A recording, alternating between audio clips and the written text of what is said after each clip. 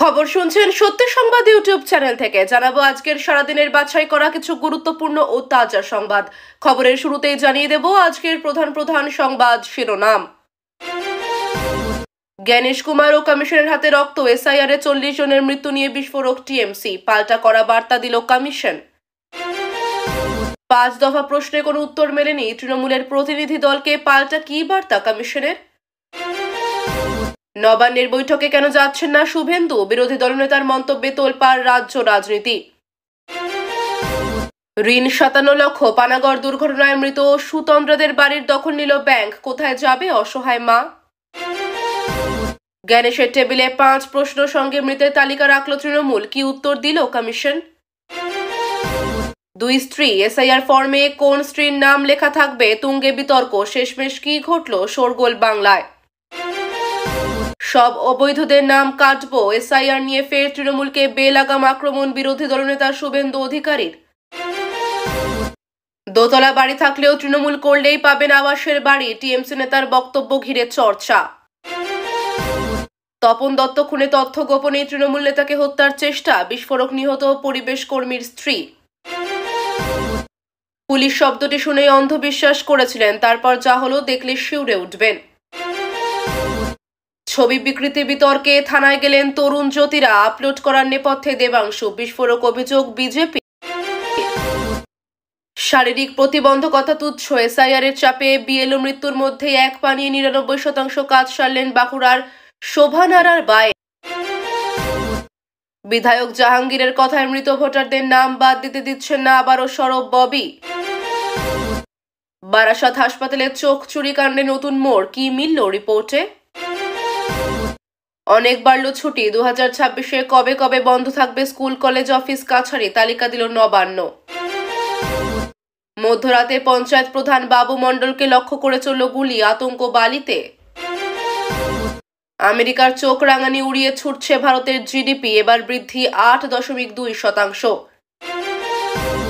ঠান্ডা ঘরে বসে জ্ঞান গর্ভ বাণী দিলেই চলবে না, এবার শ্রমিকের তোপের মুখে সিইসি জ্ঞানেশ কুমার। নতুন ভারত কখনো মাথা নত করে না, আমাদের সুদর্শন চক্র শত্রু নিধনে সক্ষম, উদুপের গীতাপাঠ অনুষ্ঠানে মোদি। দুদিনের মধ্যেই ফের বদলি হলো লিটন হালদারের, অনুব্রতের অডিও ফাঁস কাণ্ডের আইসি জলপাইগুড়ি থেকে বারুইপুরে।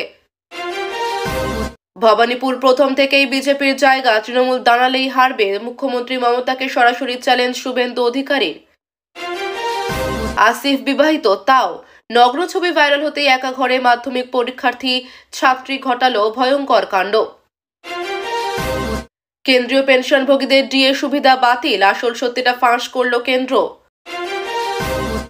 ঢাকার কষায় কামালকে ফেরত দিচ্ছি দিল্লি, বড় দাবি ইউনূসের প্রেস সচিবের। ওয়াকফ নিয়ে উলট পুরাণ রাজ্যের, শুনে কি বললেন হুমায়ুন নওশাদরা।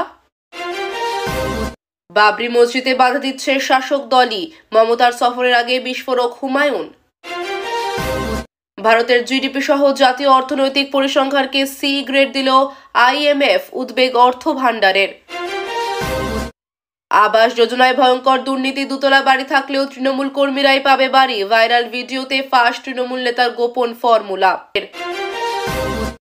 5 বছর আগের খামতি শুধরে সূক্ষ্ম ব্যবস্থাপনার জোর পদ্মে, নিষ্ক্রিয়তা সংক্রান্ত সমালোচনা শোয়েও বিজেপির মন বুথ স্তরে। যোগ্যদের আলাদা করে চিহ্নিত করল কিভাবে, এসএসসি মামলায় হাইকোর্টে প্রশ্নের মুখে রাজ্য। শোভন দেবের বিরুদ্ধে মামলা হাইকোর্টে, দলের কারো ইন্ধন নিয়ে বাড়ছে জল্পনা। আরএসএস নেতার ছেলে খুন, পাঞ্জাবে এনকাউন্টারে ক্ষত মূল অভিযুক্ত। স্তবক বাদ থেকে জাতীয় গান, বন্দে মাতরম ইস্যুতে শীতকালীন অধিবেশন শুরু করতে চায় কেন্দ্র। রাজ্য পুলিশের নিয়োগ পরীক্ষা, রবিবার অতিরিক্ত ইএমইউ লোকাল চলবে শিয়ালদহ শাখায়। শহর জুড়ে বাড়ছে বেআইনি বহুতল, 27 প্রমোটারের বিরুদ্ধে এফআইআর হাওড়া পুরসভা। এসআইআর জুজু কার্যক্রম শুরুর পরে রাজ্যে বিএলও সহ মৃত 33, আত্মঘাতী 18 জন। বিশ্বের দরবারে পুরল মুখ, পাকিস্তানের বিরুদ্ধে কড়া ব্যবস্থা নিল এই মুসলিম রাষ্ট্র, বড় বিপদে মুনিরের দেশ। রাতারাতি আইসি লিটন হালদারের বদলির নির্দেশে বদল, কোথায় পাঠানো হচ্ছে তাকে। নতুন ভোটারদের নাম তুলতে বাধ্যতামূলক আধার কার্ড কবে থেকে আবেদন করবেন জানালো ইসিআই। 4 বছর ধরে এই রকম কারচুপি করছিল এই বাংলাদেশের কাণ্ড দেখে আঁতকে ওঠে সবাই। নামে মিল দেখে এসআইআর ফর্ম পূরণের ছক বাংলাদেশি নাগরিকদের, প্রশাসনের দ্বারস্থ নবতিপর বৃদ্ধা। কলকাতায় ডেরা বেঁধেই ভোট পরিচালনা করবেন অমিত, বলল ভূপেন্দ্ররা। এতক্ষণ শুনছিলেন সংবাদ শিরোনাম, এখন আসছে বিস্তারিত খবরে। তার আগে ছোট্ট একটা অনুরোধ, চ্যানেলে নতুন হয়ে থাকলে চ্যানেলটি সাবস্ক্রাইব করবেন। 10 সদস্য প্রতিনিধি দল, 40 জনের মৃত্যু দাবি। তৃণমূল কংগ্রেস 10 সদস্য প্রতিনিধি দল 28 নভেম্বর 2025-এ ইলেকশন কমিশন অফ ইন্ডিয়ার সঙ্গে দেখা করেছিল। তারা দাবি করেছে, রাজ্যে তো চলা স্পেশাল ইন্টেন্সিভ রিভিশন ভোটার তালিকা সংশোধন কর্মসূচির কারণে অন্তত 40 জনের মৃত্যুর ঘটনা ঘটেছে। প্রতিনিধি দল বলেছে, তারা মৃত্যুর তালিকা এবং যুক্তিসহ অভিযোগ কমিশনের সামনে এলো। 5 দফা প্রশ্ন, কিন্তু শূন্য জবাব। তৃণমূল প্রতিনিধি দল ইসির কাছে 5টি গুরুতর প্রশ্ন তুলেছিল। প্রশ্নগুলোর মধ্যে ছিল, কেন এসআইআর এত তাড়াহুড়ো করে, বিরোধী নিরাপত্তা ও প্রশিক্ষণের ব্যবস্থা রয়েছে কিনা, নির্দেশনার স্বচ্ছতা, মৃত ব্যক্তিদের দায় কে নেবে এবং ভোটার তালিকা সংশোধনের প্রক্রিয়ায় স্বচ্ছতা কেমন হবে।